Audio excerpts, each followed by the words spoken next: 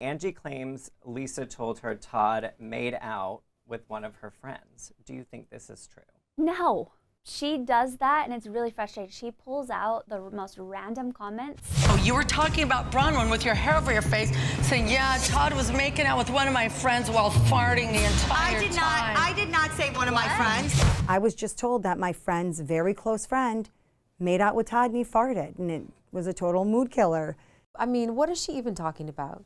I have a really hard time believing that. I just wondered how it smelled, you know? Like, why is he passing gas? Why he's making out? I think Lisa said Todd cheated with one of Lisa's friends, which is how I know it's impossible. If Todd cheated with one of my friends, I mean, I don't believe that he would, but also good taste, I guess, because I like them too. There's no way Todd cheated with one of Lisa's friends. Todd is a pretty prominent figure. I think it would be pretty gutsy to do something so bold when the world is watching. Plus, Bronwyn's a bombshell. Why would he screw that up? She makes insinuations of things that are false. So for her to flat out say her friend, well, she couldn't back it up with who it was, where it was, when it was. So I don't believe it. I don't have any lawyers on speed dial. Todd doesn't have any of Lisa's friends on speed dial. Clearly not. Look, it's just another shady thing. This is like why Mary Cosby said Angie's a busybody, she loves to gossip. That was not something for public consumption. And I normally would never say this, but since Angie brought up the conversation, let's talk about it. Don't say horrible shit on your friends. Then Angie's trying to turn it on me, like, oh, listen to how horrible you are. You're like such a bad friend. Do I think that Lisa looks for information on all of us, and if she can't find it, she'll hear something that she could misconstrue and exaggerate? Absolutely. I guess in this case, it might be an out-and-out lie. I don't know where she got this one from. I mean, I think I cleared up. I think I expressed to Lisa my distaste in that conversation at some point. Did you say he made out with one of your friends? It wasn't one of my friends. But you said he made out with someone. You're dead to me. I was sunburned. I'd had a couple beverages, the boat was rocking, and I lost it when I found out she was talking about Gwen and Todd, for sure, yeah. I want to talk about the beach picnic. You, oh my gosh, I wore pants. You accused Meredith of not defending you or sticking up for you throughout the trip. I feel like you understand you privately me. and publicly. I mean, I just think it's wild that everyone's so interested in how you and I engage with each other, but whatever. It's not wild, it's just bizarre. Meredith doesn't defend me the way I defend her. That doesn't mean Meredith's not defending me. I like to go really hard for my friends, for people I love. I think all of them have experienced me defending them when I feel like I need to. For her to talk about Meredith is wrong because she sat there and said how loyal she is to both of us. If she's saying something about me, you better tell me right now. When I feel like it's the right thing to do. So I'm like, yeah, there's sometimes I wish Meredith were me, defending me, but she's not, and that's okay too, and I'm not mad at her about it. I don't think Meredith sticks up for Lisa to the level that she should, because Lisa truly has stuck up for Meredith and been very loyal since they've made up. And Meredith does tend, especially when Lisa's not around, to just stay quiet. And sometimes silence speaks louder than words. I feel like I do a pretty good job of standing up for myself, but there's sometimes I'm like, tap in, you know? Like I need the tap in. I will support you if I agree with you. If I don't agree with you, I'm not going to. I know when Meredith is sticking up for someone because she did it for me.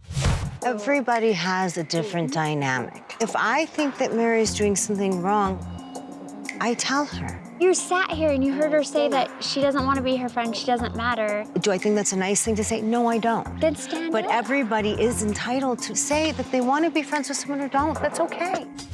And that's why I know she did not stick up for Lisa. I've said to Meredith before, you know, I don't see you sticking up for me, and, you know, I really stick up for you in a group setting or when you're not there.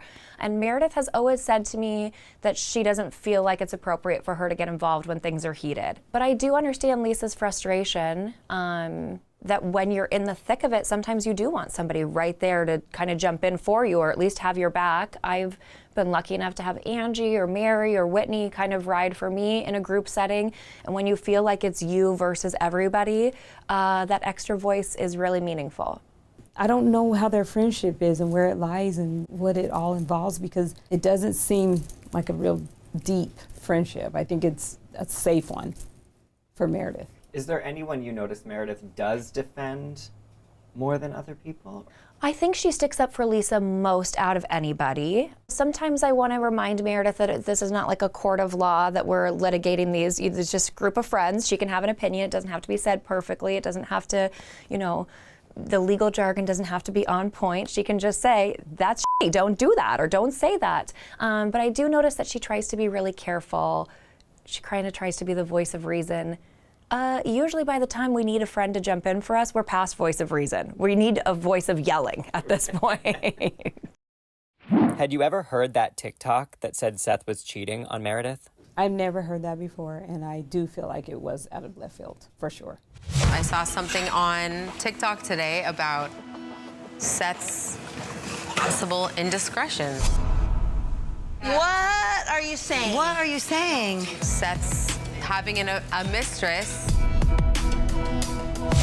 I had not heard about this TikTok. I have a daughter who uses TikTok, so I kind of feel like my TikTok days are not behind me, they just never were. You know what I mean? I was too old to do a TikTok before it even came out. So I had not heard about that specific TikTok. Sure, people talk about Seth and Meredith's relationship all the time, and I don't like when mine is talked about, so I try not to be part of that. But yeah, small lake city, we hear lots of things.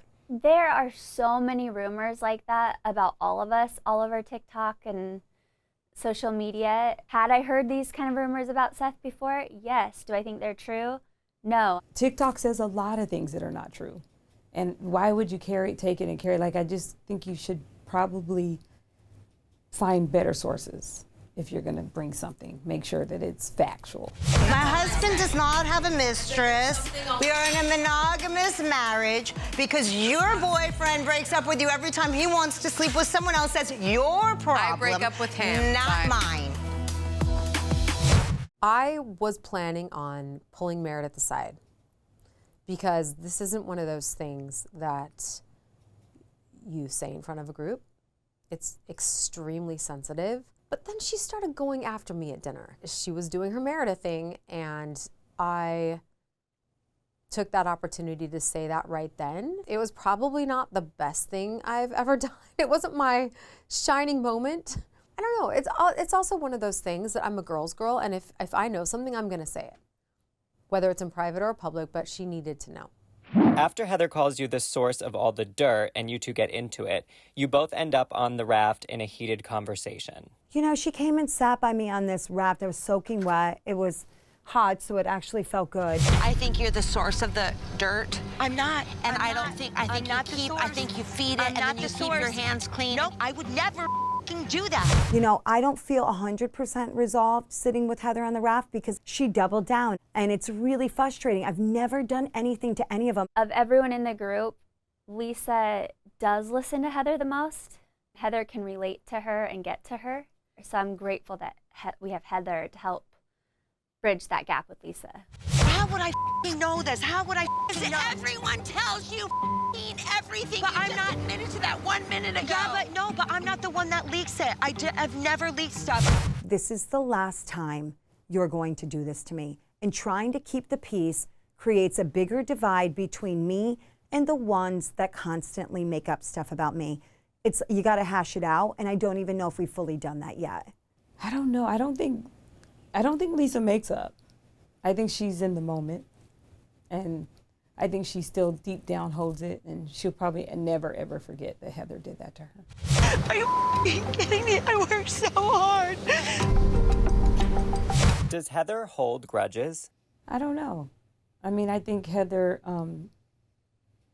can kiss butt sometimes, and that's kind of her personality. She doesn't mean any harm by it, but for people, me seeing it, it's annoying.